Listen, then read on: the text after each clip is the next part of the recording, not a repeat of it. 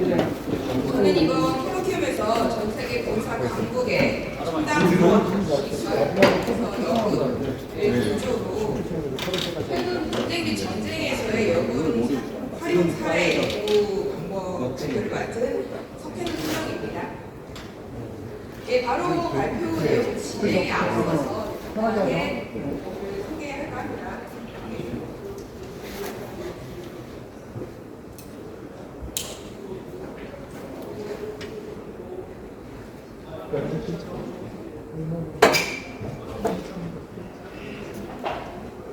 네, 보시는 바와 같이 저는 2008년에 모병장교로 입관을 했습니다. 지금은 지역방위사단 54단에서 대대 정보작전과장 수행을 하고 있고, 지난해 1년은 인도 파키스탄 임무단에서 UN 옵저버로 임무 수행을 했었습니다. 그 전에는 약 2년 반 동안 삼성학교에서 심리학과 교수로 생徒들 교육에 매진한 경험이 있습니다. 네, 보시는 바와 같이 동시에 저는 6살 그리고 10살 두 아들을 키우는 엄마이기도 합니다. 군에서 복무 중인 여성 인력의 한 명으로서 지금 여러분 앞에 서 있습니다. 목차는 보신 바와 같습니다. 일단 군 여성 인력의 활용 필요성을 오늘날 우리 현 시점에 비추어서 한번 분석해 보았습니다. 더불어서 군사 선진국들의 군 여성 인력 활용 사례를 살펴보고요. 최근 전쟁 및 분쟁에서의 군 여성 인력 활용 사례를 통해서 실질적으로 여성들은 어떻게 활동을 하고 있는지를 살펴보고 결론이 시사점으로 진행을 하겠습니다.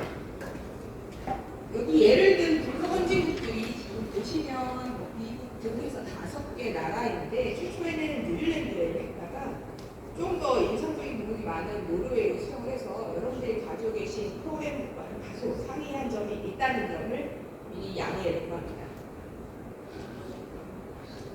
네, 저는 오늘날 군 여성 인력 활용의 필요성을 이런 키워드로 한번 분석해 보았습니다. 고정관념, 그리고 위기, 기회입니다. 서두에 말씀드렸듯이 저는 삼성학교에서 심리학과 교수를 했는데, 그때 이제 물론 전공 수업을 진행을 했습니다만 전 생도들의 전공 불문하고 가르쳐야 되는 과목 중에 성인체의 이해가 있었습니다. 그 과목을 심리학과가 담당을 하다 보니까 진행을 했어야 되는데 우려가 많았습니다. 우려가 많았고 해서 이 과목이 일반 야전에서 혹은 다른 기관에서 진행을 하는 사고 예방 차원으로 가서는 안 된다라는 감정 때문에 그런 중요한 것을 학문적으로 접근을 하려고 했고, 그때 가장 많이 공을 들여서 설명을 했던 기제가 인간의 고정관념이었습니다. 학문의 영역에서 고정관념은 절대 나쁜 것도 좋은 것도 아닌 현상, 생득적이든 진화론적이든 인간은 뇌는 범주화라는 기능을 하고 있습니다. 그래서 내 대상을 내가 가지고 있는 상식 안에서 범주화를 시키는 것이죠. 카테고리화를 시키는 겁니다. 그러니까 그러한 범주들이 내 머리 안에 구성이 되어 있을 때 내 앞에 있는 대상을 빠르게 판단하고 나의 대응을 선택을 하게 합니다. 그런 범주화의 기능은 내가 정보 처리를 하는데 굉장히 효율적으로 하게 할 뿐만 아니라 사실은 인간이 살아갈 수 있는 기제였습니다. 그런 기능이 없었다면 아마 최초의 인류들은 야생 동물을 만났을 때 위협을 느끼고 도망가지 못했을 겁니다. 그런 기능들이 있었기 때문에 인류가 존속을 해봤을 것이고요. 그러한 범주화의 기능은 아직도 존재를 하고 있고, 그 범주화된 카테고리 안에 대상을 집어넣고 그 대상이 처음 보는 대상이어도 내가 가진 카테고리와 동일하다라고 생각하는 거죠. 그것이 고정관념의 실체입니다. 그러니까 그런 고정관념이 우리 머릿속에 대상화된 것들은 지역일 수도 있고 종교, 인종, 학력, 취미 등등 다양합니다. 그 중에는 마찬가지로 우리가 남성과 여성 혹은 남성성과 여성성을 이미지화시키는 기제가 되기도 하죠. 그러다 보니까 우리가 흔히 가지고 있는 남성성이라고 한다면 통상 신체적인 능력의 감량, 이성과 논리, 도덕 지향성, 또한 뚜렷한 위계 등으로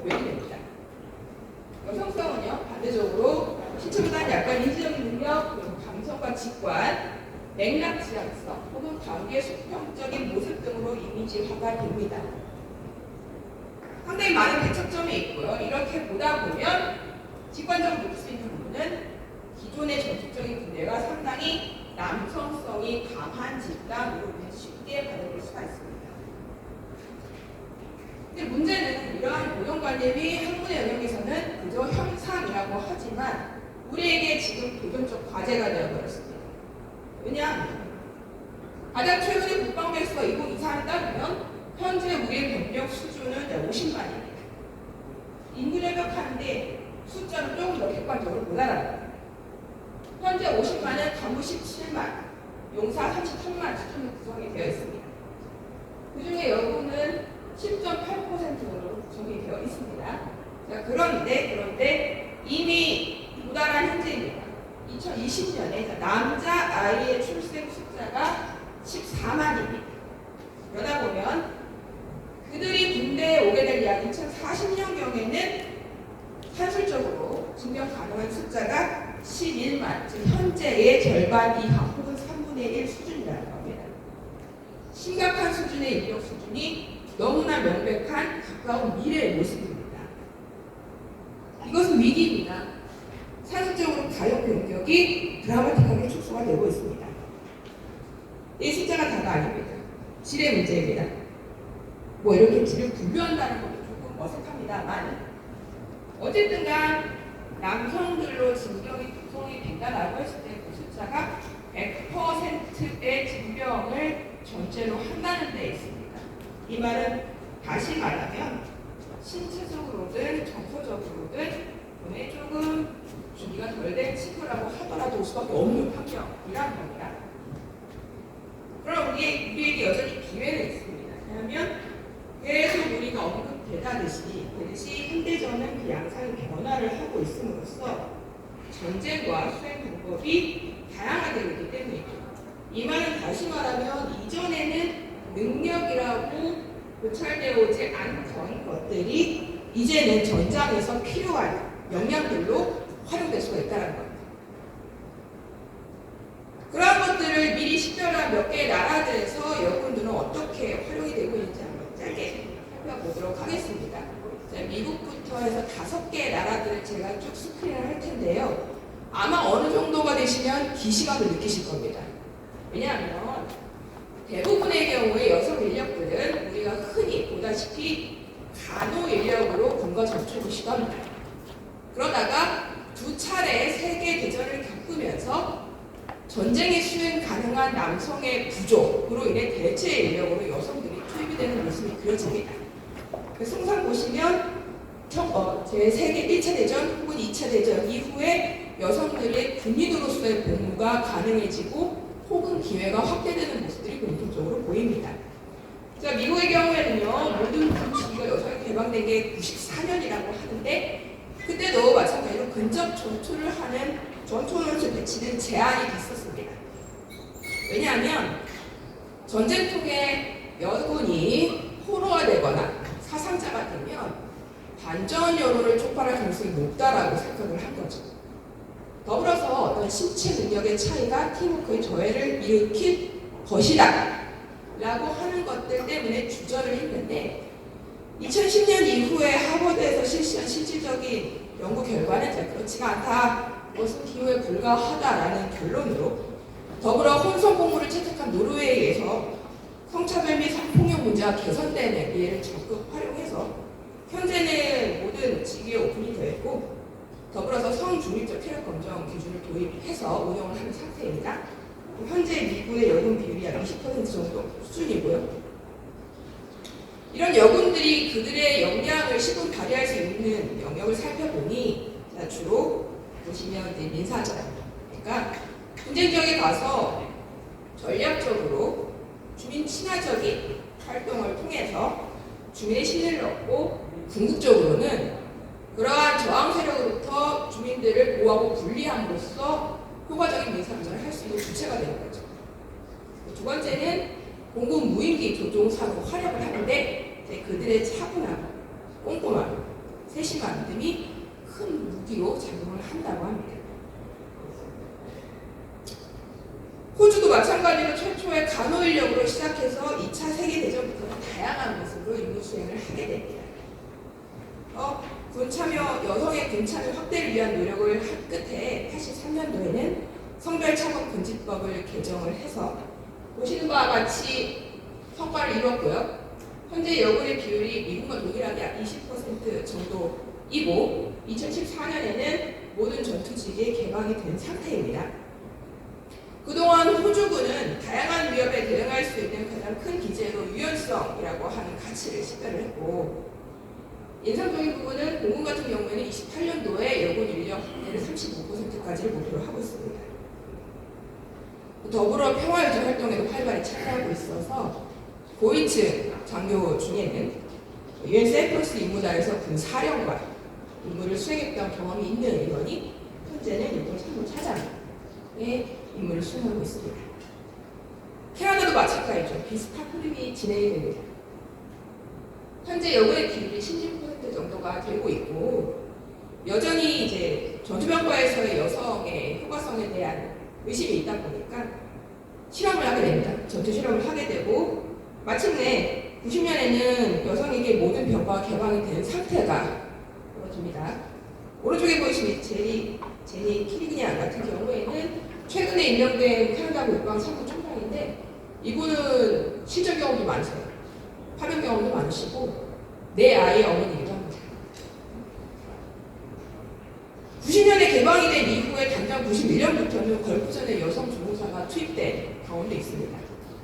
전투기 및 수송기, 수상함, 그리고 잠수함에도 투입이 되고 있고, 특히 현대전에서는 무인함, 자동화 전투에, 또한 특수전과 심리전, 사이버, 조밀 로봇전, 우주, 그런 등 남성과 특별히 대비된 어떤 시적인 능력이 잘 식별되지 않는 영역에서의 활동이 두드러진 모습을 보여주고 있습니다. 영국은 기독교, 백인, 남성의 우월적인 어떤 보수적인 문화가 짙은 나라 중에 하나인데, 98년도에 발간된 매니 리포트에 의해서 여군이 복무 가능한 직위가 최초의 47%에서 70%로 도약적인 모습을 보이게 된 계기가 되었습니다. 이런 영국 같은 경우에는 테러 이후에 미국과 함께 테러와의 전쟁에서 활약을 한 경우가 있죠. 재밌는 부분은 이제 좀 확대를 해야겠는데 여전히 우려가 있는 겁니다. 그래서 혼성부대에 대해서 전투 효과성을 해봤는데 2010년도에 이미 오케이 사인 떨어졌는데 여전히 망설입니다. 그러다가 계기가 등장을 합니다. IS 문제가 터졌고요. 러시아 문제가 터졌는데, 영국 입장에서는 이때다보다 이제 나가는 사람이 많은 말 그대로 병력의 감소 문제에 직면하다 보니까 다시 한번 전투 실험을 해봅니다. 그래서 오케이 하니까 전투지기의 제안을 철폐했죠. 현재 여군이 16% 정도인데 5년 후에는 30%까지 확대하고자 하는 목표를 가지고 있습니다. 그들이 활동하는 영역들은 보시는 바와 같습니다. 굉장히 비슷하죠. 대동소이합니다. 이쯤 되면 기시감을 느끼실 겁니다. 여기 육군 참모차장이라는 샤론 네스미스 같은 경우에는 통신장교입니다. 노르웨이 사례를 들었던 건 인상적인 부분이 제 개인적으로 많았기 때문입니다. 여기 많은 분들이 아시는 바와 같이 러시아 침공 이후에 유럽이 긴장을 해서 특히 북유럽 같은 경우에는 포기했던 징병제를 다시 부활하려는 모습을 보이고 있습니다. 근데 그 징병제의 모습이 이전과 동일하지는 않습니다. 그 중에 노르웨이는 나토 가입국 중에 최초 남녀 모두 징병을 한 사례인 나라가 되어 있고, 현재 징집된 여군의 비율이 35%라고 합니다. 재밌는 부분은 모두가 남녀가 징병이 되면 50% 정도 돼야 되는데 35% 정도다. 이것은 노르웨이의 징병제라고 하고 갖는 것에 좀 특징이 있습니다. 말은 징병제인데 실제 모습은 굉장히 느슨해서 모병제와 크게 다르지 않습니다. 그러한 상황에서 여군이 35%를 구성을 하고 있습니다. 유명한 바와 같이 노르웨이 같은 경우에는 남녀 혼수 사용하는 운영을 하고 있죠. 특히 노르웨이의 특수부대, 여군으로만 구성된 특수부대가 인상적이었는데 그들의 선발 기준을 제가 좀 확인할 수 있는 유일한 집단인데서 제시를 해봤습니다. 마찬가지로 현대전에서 조금 더 다변화된 영역에서 활약을 하고 있는 중이고 평화연합국에서 참여하고 있습니다. 여기 보이는 잉글리드 예르드 같은 경우에는 저도 한번 만나봤었는데 제가 인도 파키스탄 임무단에서 왔다고 하니까 관심을 보이시더라고요. 본인도 거기 가고 싶다는 겁니다. 그래서 본인이 할 수 있다. 사진 한번 보여주시고 임무 수행도 참 잘하시고 SC도 잘하십니다. 그럼 최근 분 전쟁에서는요, 러시아 우크라이나 전쟁 그리고 또 이스라엘 하마스 전쟁을 중심으로 여성 인력들이 어떤 활동을 하고 있는지를 보면 여성적인 부분은 잠깐 스크린 이렇게 보시는 바와 같습니다. 생략을 하겠습니다. 현재 우크라이나 같은 경우에는요, 여군들이 활약하는 모습이 이런 것들인데 앞서 이제 회장님께서 말씀하신 드론 같은 경우는 많은 설명들이 이미 되었고요. 인상적인 부분은 저격수인데 신체 능력보다는 심정 안정성과 집중력이 요구되는 분야로서 여기 보이는 저 여성이 굉장히 유명한人物이라고 합니다. 이 지금 전쟁 중에도 러시아 주요 지휘자 사찰에 기여를 하고 있고 자, 오른쪽에 보이는 두 여성 같은 경우에는 2022년에 우크라이나 특수부대에서 저격수 선발 공고를 했는데 5명 선발 중에 90명이 응시했습니다. 여기 최종 5명이 선발됐는데 그 중에 3명이 여군이었습니다. 드론 조종사 및 의료 인력으로 활용을 하고 있습니다. 이스라엘 같은 경우에는 유명하죠. 건국 이후에 남녀가 모두 병역 의무를 수행하고 있습니다. 남자 3년, 여자 2년. 근데 이러한 나라조차도 여성 집기에 대해서 제한이 있었던 겁니다. 이런 것들이 철폐되는 데는 50년이 넘는 시간이 필요했습니다. 현재는 여성의 비율이 35%라고 하는데요. 이러한 분야에서 활약을 하고 있고 실제로 전 분야라고 해도 무방합니다. 재미있는 부분은 이스라엘군에서 연구라는 걸 연구를 했는데 제대에 필요한, 즉 전략적 제대, 작전적 제대, 전술적 제대에 필요한 능력, 자, 신체적인 능력이냐 인지적인 능력 이런 것들이 얼마나 대체 진짜 필요할 거냐라고 해서 2020년을 기준으로 과거와 미래를 비교를 한 재미있는 연구가 있었는데 흔히 이제 우리가 직관적으로 생각하면 조금 더 전략적 작전적 제대에서는 그렇지 인지적인 능력이 많이 필요하겠지. 근데 여전히 전술적 제대, 대대에 의하는 몸으로 해야 되는 게 많다라고 현재도 구성이 되어 있는데 자, 멀지 않은 미래입니다. 2040년에는 전술적 제대조차도 압도적으로 인지적인 능력이 요구가 될 것이다 라는 결론에 도출하게 됩니다. 이러한 이스라엘 같은 경우에는 여성 인력을 이런 식으로 활용하는 게 굉장히 다변화된 모습을 보여줍니다. 카라칼 대대가 유명하죠. 이퀄 유닛이고 남녀 모두 동일하게 임무 수행을 하는 경계부대 임무 수행을 하고 있고 베베니 부대 같은 경우에는 말 그대로 SC 내지는 어떤 홍보 활동을 통해서 본인들의 역할에 대한 정당성을 주장을 하고 전시 및 평시에 임무 수행을 하죠. 상대의 감정의 인식, 감정을 파악하고 그러한 것들이 변화하는 것에 민감하다는 측면에서 여성 인력들이 활약을 하고 있습니다. 전토정보 수단 같은 경우는 많은 수단을 통해서 적에 대한 정보를 인식을 하는데 이러한 적의 전략과 행동을 예측하는 데 강점을 보이고 있다고 합니다. 이것은 그냥 추정이 아니라 실제로도 2년 전에 그러한 경험으로 적의 경로를 미리 판단해서 전과 확대를 막은 경험이 있습니다.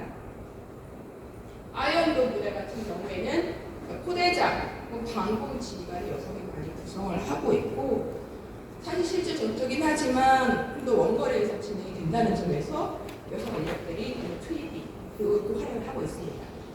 또한 예비군으로 구성된 민간인 피해 방지 목적으로 시민보호군 사령부가 있는데 여기는 보시는 바와 같이 어떤 재난에 대한 대응뿐만 아니라 피해자에 대한 정서적 지원까지 포함되어 있어서 여군들이 많이 활약을 하고 있습니다. 군견부대 같은 경우에는 군견 훈련을 해서 임무 수행을 하는데 재미있는 부분은 여군은 아까 제가 몇 년 동안 복무를 합니까? 이스라엘에서? 소대 말씀드렸는데 2년인데 여기서는 8개월을 더 합니다. 그럼에도 불구하고 많은 인원들이 지원을 합니다. 자신이 역량을 발휘할 수 있고 인정받을 수 있는 부분이라면 8개월 괜찮습니다. 지금까지 쭉 스크린을 봤는데 결국에는 다변화된 전장을 통해서 우리가 능력이라고 하는 것에 대해서 조금 더 틀을 깰 필요가 있고 적극적으로 활용을 해야 할 필요가 있다라는 겁니다. 그만큼 모든 것이 변화하고 있습니다. 사람, 수준, 인식, 더불어서 현재 과학 기술, 그것과 전쟁의 전공 이런 것들은 타격수단뿐만 아니라 통신, 기동, 방어 시스템까지 모든 것들을 변하게 합니다.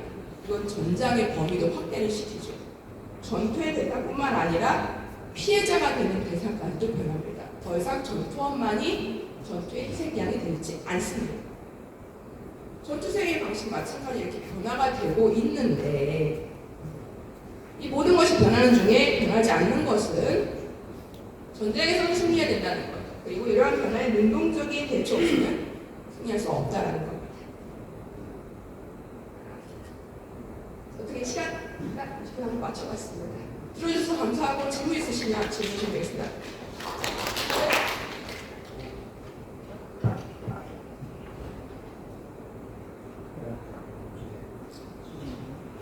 안녕하십니까. 발표 잘 들었습니다. 일단은 3, 4에 드셨다고 하니까 제가 학군 61기입니다. 그러니까 3, 4 인원들을 만날 수 있는 기회가 있었는데 그 중에서 5 중위가 17자라는 것 같습니다.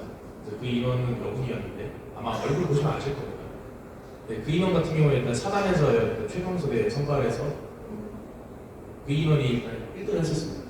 근데 일단 제가 이 발표를 들으면서 일단 생각했던 거는 근본적으로 전사나 이제 사례를 통해서 이제 여군들이 저격수라든지 항공 관제라든지 그런 임무에서 우수한 임무 수행 능력을 보인다는 것은 이미 여러 차례 입증이 됐고 이거에 대해서 아마 여기 있는 모든 분들이 다 이견이 없을 겁니다. 근데 앞서 서두에서 말씀하셨던 것처럼 사실 경력자는 부족하고 실제 저는 ADHD가 있는 용사를 데리고 있어 본 적이 있고 그 인원을 케어를 했던 적이 있습니다. 아직도 공부 중인데 그러면 여성분 징병제를 어떻게 생각하시는지 이게 일단 궁금하고 첫 번째로 두 번째로는 사실 저희 학교 같은 경우에는 과거 여군 사관을 별도로 뽑았었고 그다음에 여군 같은 경우는 별도의 가입교육을 거쳐가지고 안 된다 싶으면 일단 집에 보내고 나서 그 인원들이 여군과 이제 훈련을 받는 과정이 있었습니다. 지금은 사라진 걸로 알고 있는데 그러면 그런 과정에 대해서도 어떻게 생각하시고 근본적으로 미군에서는 최근에 국방부 장관이 바뀌면서 그분께서는 남녀는 동일하게 이제 체력기를 가지고 가야 된다. 이 부분에 대해서 어떻게 생각하실지가 궁금합니다. 감사합니다. 예, 지금 감사합니다. 지금부터 이제 답변을 드리는 것은 어디에도 받지 않은 개인적인 의견임을 먼저 말씀드립니다. 일단 여성 징병제에 대한 저의 개인적인 의견을 물어보신다면 저는 뭐랄까 긍정적입니다. 근데 이런 이야기를 여자 친구들이랑 하다 보면은 결국에 저는 이제 경험을 해본 사람이니까 그들은 이제 그런 게 없이 많이 배우니까 이제 뭐 그럴 수도 있는데 좀 다르게 생각해 보면 사실상 제 개인적인 소견입니다만 대한민국 사회라고 하는 최초의 인프라 구성 자체가 군을 경험한 사람들이 만들어낸 사회라고 생각합니다. 군을 갔다 온 사람들이 사회의 구성원이 되었고 군을 갔다 온 사람들이 가정에서 가장의 역할을 하고 있죠. 그런 의미에서 군대는 이제 최소한 지금처럼 남성에게 90% 이상의 남성들이 군대를 가는 현 시점에서는 징병제는 어떻게 보면 사회화의 장면이 될 수 있을 것 같습니다.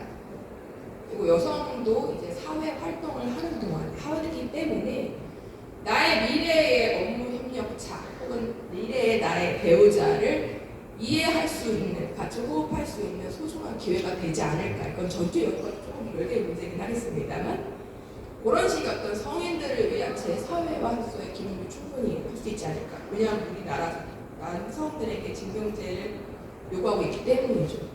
제 개인적인 어떤 사견이 되겠고 아까 말씀하신 훈련에 대해서는 제가 모르던 부분인데 좀 설명해 주시면 나중에 같이 얘기할 수 있을 것 같고 신체 검사, 체력 검정 같은 경우에는 아까 제가 서에서 성주기적인 체력 검정 결과를 말씀드렸습니다. 그런 것들이 기준이 어떻게 되는지 한번 면밀히 볼 필요가 있을 것 같습니다.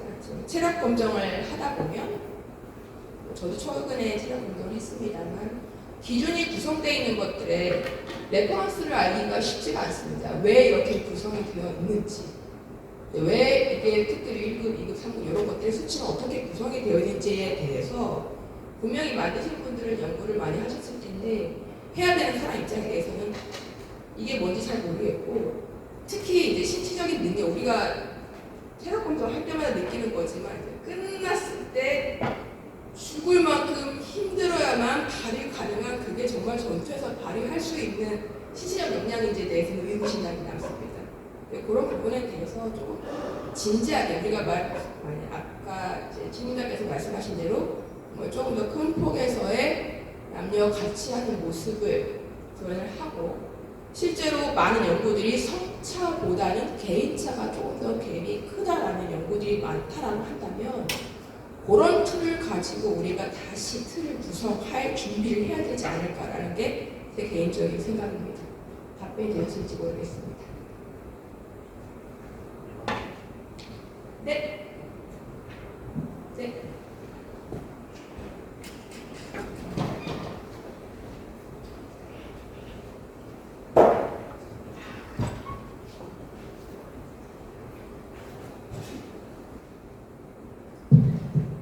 네, 저는 육군 부사관학교장입니다. 우리 최태 선생님이 그 현업을 하고 있으면서 직접 수행하는데 잘 발표되는 것 같습니다. 오늘 좀 새로운 정보들이 많이 보이겠고, 다양한 사례들, 다른 나라의 사례들 보게 되는 것 같습니다. 전체적인 발표 내용에 대한 전적으로 좀 동의하는 방향입니다. 가야 할 방향을 가질 수밖에 없고, 궁극적으로 우리는 승리를 해야 되는데, 승리하기 위해서는 현재 우리 남군들만 있지 않아야 된다는 것이 미래의 당연한 사실이 되겠습니다. 그래서 여군들에 대한 필요성은 분명히 있고, 그것이 여성 징병제든 아니면 또 다른 모병제든 진행이 되는 간에 우리는 분명히 여성 교육이 필요하다는 사실이지만, 일단 지금까지 이런 얘기는 사실 많은 대화가 있어 왔습니다. 많은 연구 결과가 있었고, 그런 정책 과정 속에서도 있었고, 근데 이제 그것이 조금 더 구체적으로 될 필요가 있을 것 같습니다. 앞으로 이 연구의 방향은, 그러면 여성 인력을 어느 곳에, 어느 직책이나, 어느 정과와 어느 직책에 있는 것을 수용할 수 있는 거에 그들이 능력을 발휘할 수 있는 것가 가능하냐에 대한 것입니다. 그러니까 이제 대부분의 내용은 예외적인 사례나 아니면 대표적인 사례에 대한 부분인데, 그 주류에 대한 얘기는 좀 아닌 내용도 꽤 있습니다. 그 얘기는 무슨 전체가 그렇다는 얘기가 되지 않다는 거예요. 그러면 그 여성 인력에 대해서 어느 분야를 쓸 것인지에 대한 부분은 활용하고 응원해야 될 것인지에 대한 부분은 좀 더 연구가 앞으로 발전되면 이제 석회선수령의 그 연구 방향이 조금 더 가치가 더 있지 않을까 생각이 제가 좋은 한번 제 개인적 의견을 한번 드렸고, 하나는 이제 저는 이제 그 연구의 데이터에 보면 우리가 약간 오류가 있는 게 있습니다. 그러면은 육사도 결국에는 98년에 처음 이제 여성 이제 처음 이제 받아들이기 시작했는데, 지금 우리가 갖고 있는 여성 인력의 데이터는 그보다 훨씬 이전의 세대들이 많이 있는 현재의 총괄 상황의 데이터라는 겁니다. 무슨 얘기냐면 우리 현재 그 여성 인력 주성도가 훨씬 높습니다. 왜 더 높다는 겁니다. 그 현재 그 비율보다 더 높습니다. 이유는 뭐냐면 시간의 문제입니다. 갑자기 여성을 분수했는데 그것이 우리 1리터의 물에 소금을 하나 둘씩 넣었다고 해서 왜 짜지지 않고 있는데, 그 지속적으로 가면 갈수록 그 물을 좀 짜지는 거죠. 지금 현재 그 단계입니다. 다시 그래서 그 단적으로 보게 되면 어떤 상황이냐면 2022년 당시에 장변을 연 인간하는 비율이 15%입니다. 부사관 같은 한 20%로 가야 됩니다. 지금 그보다 더 높아졌습니다. 그 얘기는 뭐냐면 그 횡단면으로 해서 계속 이제 쌓이는 축적된 그 내용 데이터를 보면 우리 여성 인력이 지금 적응이 안 되는 겁니다. 그래서 앞으로 이제 연구하실 때 이제 그 방향에 대한 걸 같이 고려해서 총괄 사람만 봐서는 우리가 다른 나라에 비해서 뭔가 좀 뒤에 있다는 느낌이 좀 들지만 실질적으로 그렇지 않다. 특히 우리 야전에 있는 좀 우리 총 간부들 보면 많은 인원들이 사실 여성 인력이 들어가 있다니까 여러분들 현상으로 많이 알게 될 겁니다. 그만큼 지금 이제 장교는 그 뒤에 더 높아졌습니다. 올해 목표는 23%까지 되어 있습니다. 그래서 여성 인력에 대한 부분에 대한 것이 지금 우리 가고 있는 것이 다른 나라에 비해서 좀 늦거나 이렇지 않다. 우리도 지금 그 필요성에 의해서 많은 부분을 좀 미래 2040년을 좀 대비하는 부분에서 그걸 이제 흡수하려고 노력하고 있다는 것을 좀 한번 더 말씀을 좀 드리면서 큰 전제나 정책 가능성의 이 물리적 부분은 반드시 그렇게 됐다고 생각하는데 좀 더 구체성 있는 부분에 앞으로 발전 더 연구가 더 있었으면 좋겠다는 생각이 들고 그것이 정책화되는 과정이 될 수 있을 정도의 어떤 그 참고 자료가 충분히 됐으면 좋겠다는 생각이 듭니다. 지금 연구원 방향은 대단히 그 공감이 가고 좋은 자료를 발표할 것은 이상입니다.